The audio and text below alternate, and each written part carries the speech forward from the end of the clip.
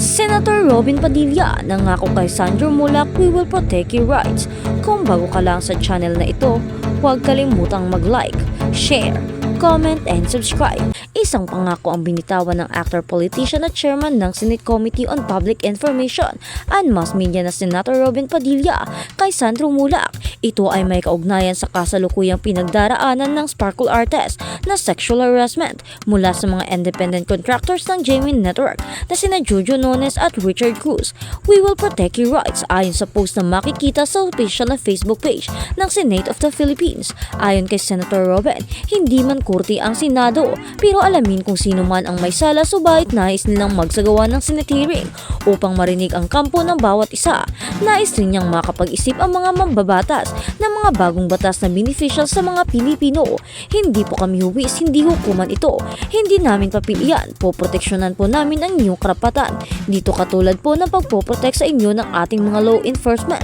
Saad pa ni Senator Robin Padilla, matatandaan sa nagdaang hearing ay pinagdiinan ni Richard at Jojo na wala silang ginawang masama laban sa aktor.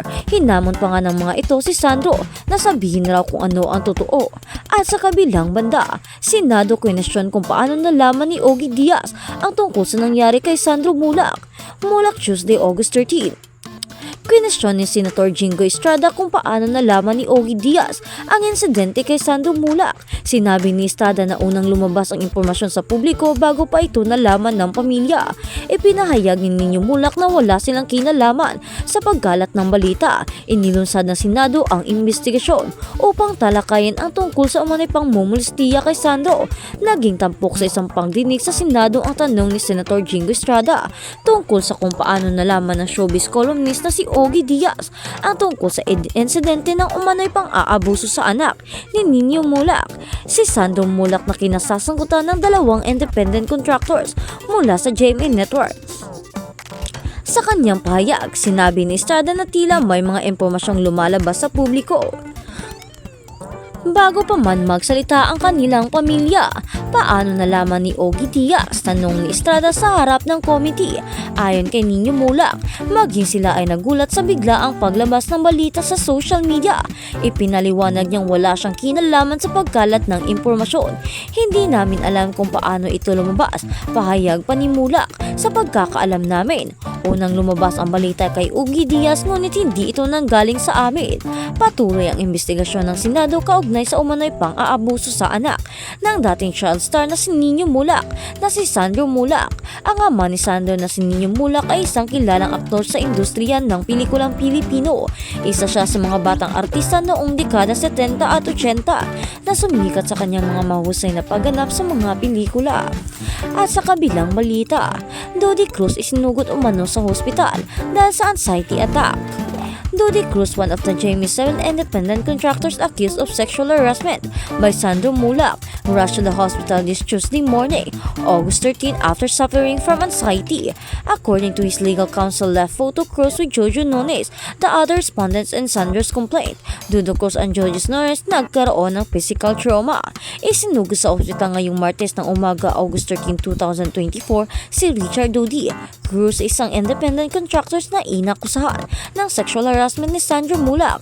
Ayon sa legal counsel ni Cruz na si Attorney Maggie Abraham Garduki, lalong tumindi ang psyche ni Cruz pagkatapos nilang humarap ni Jojo Nones sa Senate hearing noong Lunes, August 12. Ilang beses kung nakikita noon si Cruz sa media conference sa mga drama series ng GMA7, kaya kapansin-pansin ang pagbagsak ng katawan at ang laki ng eyebags niya nang nakita ko siya sa Facebook Live ng Senate hearing kahapon. Sinabi ni Attorney Garduki, nag-anxiety attack ang kliyente niya magmula nang pumutok ang skandalong ito. Saad niya pa, "Yes, Dodi was rushed to the hospital today. He has anxiety attacks after the hearing yesterday and was rushed to the hospital this morning. As I previously mentioned, my clients had been suffering physical and psychological stress. Their names and images were posted on social media as alleged persons who abused Sandro Mulak. Despite presumed innocent and no case filed, they were being crucified online as if already liable. I think the Senate hearing took so much toll to Dodi and aggravates his condition. Currently, he is admitted to the the hospital tomorrow. He will undergo endoscopy and colonoscopy. Lalo raw itong na-stress nung napanood nila ang pagpunit ni Senator Jingo Estrada sa ipinadala nilang letter sa unang hearing ng Senado noong nakarako. Bukod pa roon ay may order ng ipasabuhay na sila ni Nunes.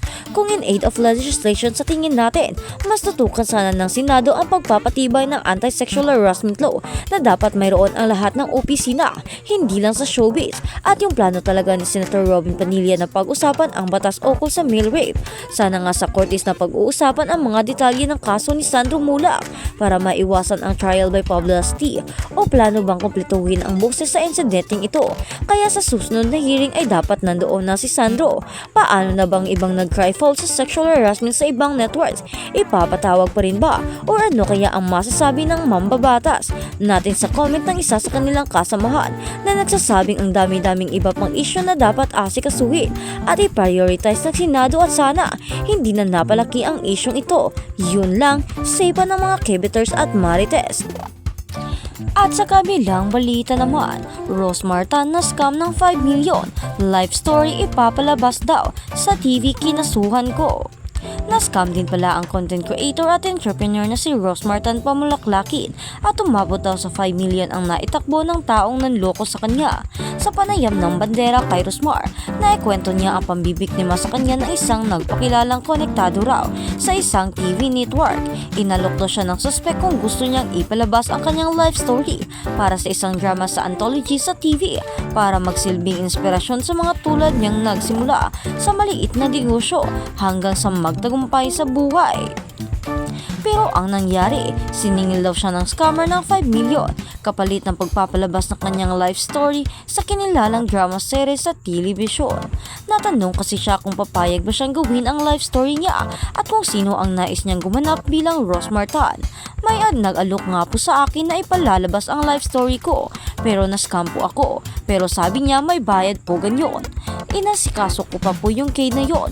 Although gusto ko na lang gawin yung life story ko para mas marami pa akong ma-inspire. Pero yan nga po, ganun po yung nangyari. Revelasyon pa ni Rosmar. Magpapatuloy pa niya. May nagpapanggap kasi na parang staff to siya ng magpakailanman. Pero nalaman ko hindi pala siya affiliated sa show. So nakapagbayad po ako sa kanya ng 5 million. Nangako po siya sa akin na ibabalik niya, nagipit lang siya. Ako naman po naniwala kasi sa akin kasi naaawa naman ako. Kaso taon na ang nakalipas. Tapos kung ano-ano pang sinasabi, doon na po ako nag-file ng kaso. Tapos ngayon po, hinihintay na lang namin yung resulta. Pahayag pa ng content creator. Pero yun nga po, kung may gustong magpalabas ng buhay ko, why not po? At gusto ko pong gumanap sa akin ay yung idol ko po na si Marian Rivera at ang aking ultimate crush na si Dingdong Dantes na gaganap bilang asawa niya. Bata pa lang po kasi ako, siya na yung ultimate na idol kong lalaki artista. Nag-meet na po kami sa Family Feud sa ad pa ni Rose Martin.